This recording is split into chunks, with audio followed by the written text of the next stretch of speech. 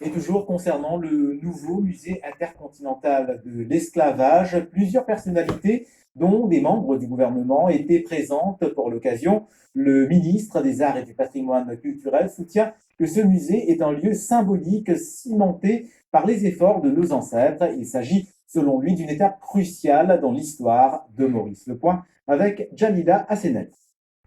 Nous entamons une nouvelle phase de l'histoire. L'ancien hôpital militaire, situé à Port-Louis, sera reconverti en musée intercontinental de l'esclavage. Le Premier ministre a donné le coup d'envoi des travaux de la première phase ce mardi. 20 millions de roupies ont été alloués pour cette tranche. La nation mauricienne est un devoir de mémoire envers les esclaves pour cette grande contribution de la construction de l'île Maurice.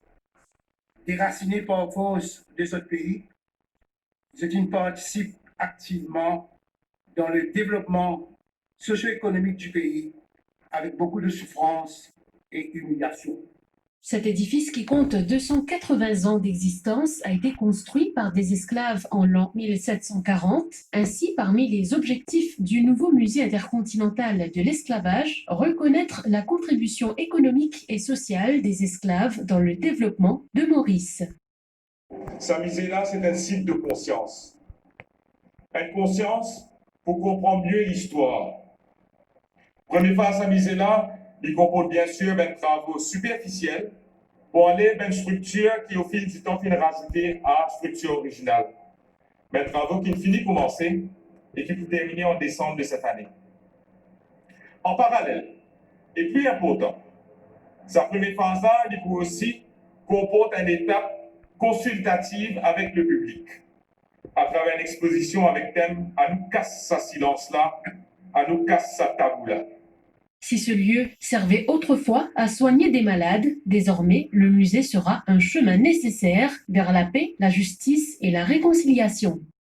Ce musée intercontinental de l'esclavage de Maurice viendra combler un vide, car il n'existe pas à ce jour de lieu où on puisse explorer, étudier, raconter, transmettre ces histoires méconnues, parfois niées, de l'esclavage et de la traite dans l'océan Indien.